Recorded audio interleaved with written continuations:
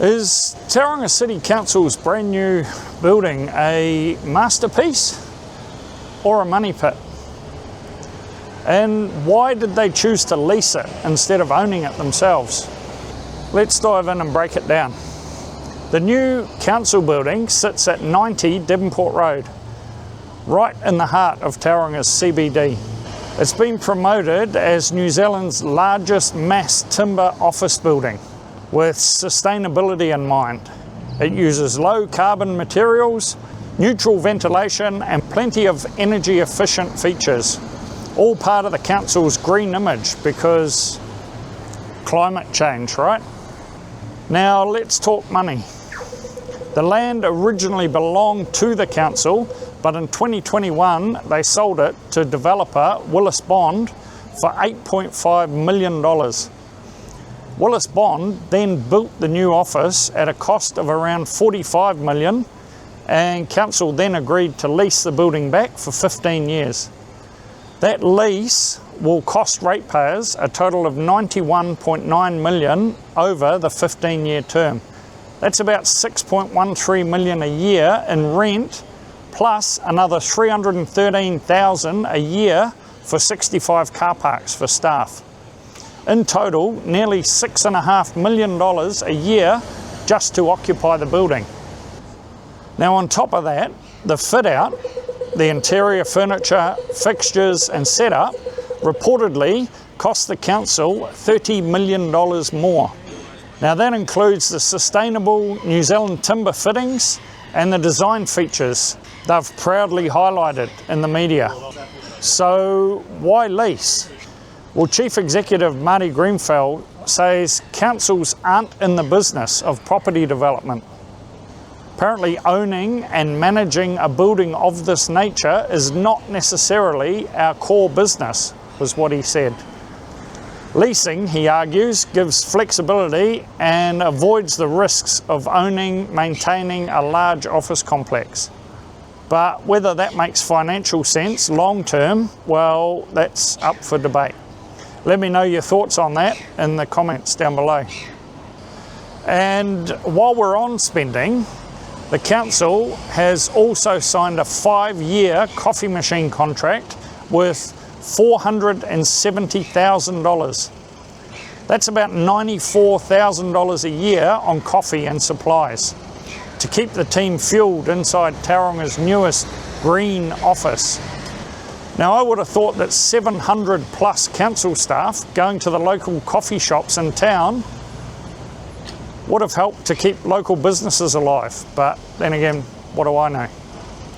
So Tauranga's new HQ, green and gorgeous or a very expensive brew spot? I'll let you decide. Right, now let's head down and check out Tauranga's new civic precinct.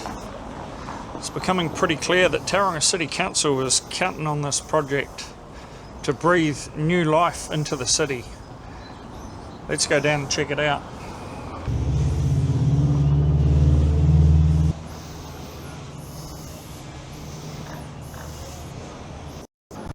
And of course, no trip to Tauranga would ever be complete without a walk through the metal sculpture.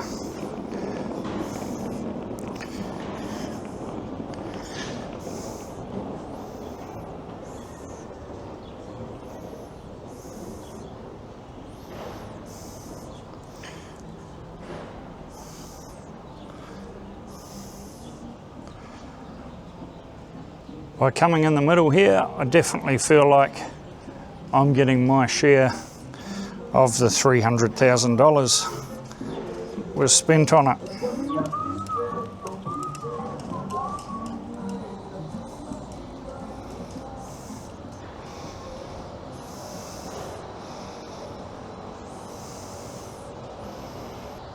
Not a bad painting, that.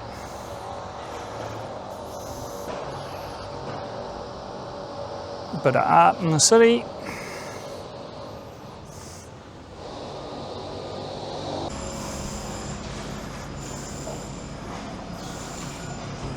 So we're now at the site Te Manawataki o Te Papa.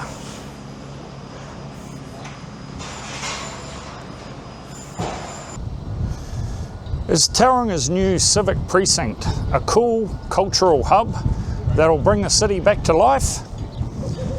Or just another ridiculously expensive project that ratepayers are stuck paying for? Let's break it down and see what Te Manawataki o Te Papa actually is, who's behind it, and why everyone's either excited or furious about it. So, Tauranga City Councils building a massive new complex downtown called Te Manawataki o Te Papa, which literally means the heartbeat of Te Papa.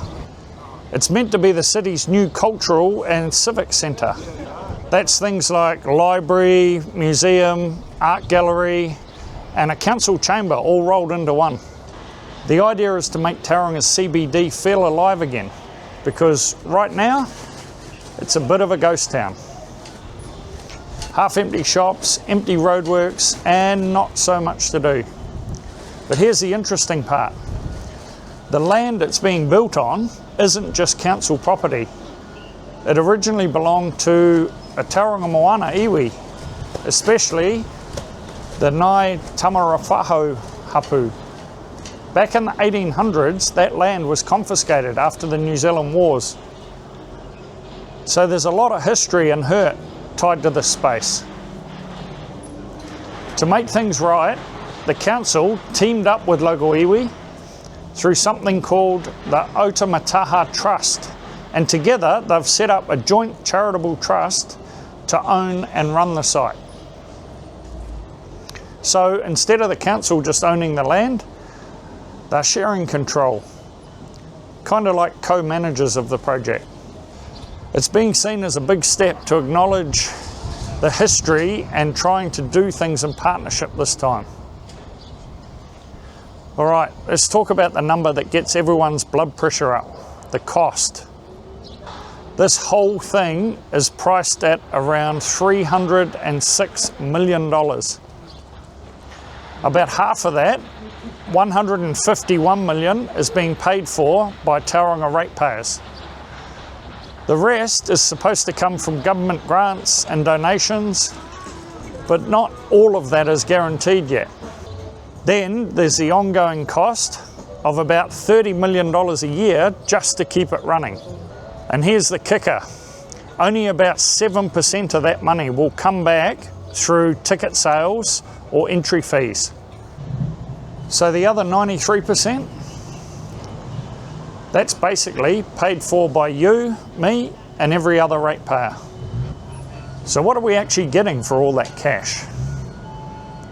A brand new library and community hub, a museum showing Tauranga's history and taonga, and a big art gallery, a civic whare, that's a meeting house style council chamber that mixes Maori and Western architecture. There'll also be open public spaces that connect everything together and link up with the waterfront. Basically, it's meant to be Tauranga's version of Wellington's Te Papa, just smaller and more local. The hope is that it'll draw people back into the city, make it somewhere people want to hang out again. Supporters are all in. They say this is Tauranga finally catching up with other cities. They argue that Tauranga's been playing it safe for years. No museum, no real cultural heart, and this changes that. They point to places like Bilbao in Spain, where the Guggenheim Museum turned the dead city into a global tourist destination. Or even Te Papa in Wellington, which helped make the capital's waterfront iconic. To them, Te Manawataki o Te Papa isn't just about buildings, it's about pride, culture and community. They believe it'll pay off long term by bringing people and business back into town. But critics, they think the timing's way off. Tauranga is already one of the most indebted councils in New Zealand. We're talking debt levels that could hit 3 times the council's annual income. So when people see projects costing hundreds of millions, they're asking, Shouldn't we fix the basics first, like roads, housing, infrastructure? Some say the whole setup with iwi and council sharing ownership kind of makes accountability murky. Who's actually in charge if things go wrong? Like, if they don't reach their $30 million operating expenses, will iwi share in the loss? And others just don't see the demand. If downtown is already half empty, will people even use a fancy new museum and library? Here's the truth. This project is both bold and risky. It's trying to repair the past and inspire the future, and give Tauranga a cultural heart that it's never really had. But it's also a massive financial gamble, one that future generations of ratepayers might still be paying for. If it works, Tauranga could finally have a city centre people are proud of. If it flops, it'll just be another expensive lesson in bad timing and big promises. Because at the end of the day, buildings don't make a city, people do. And that's the real heartbeat that Tauranga needs. Because at the moment, kind of feels like we're on life support. Thanks again for watching, guys. Let me know what you think in the comments down below.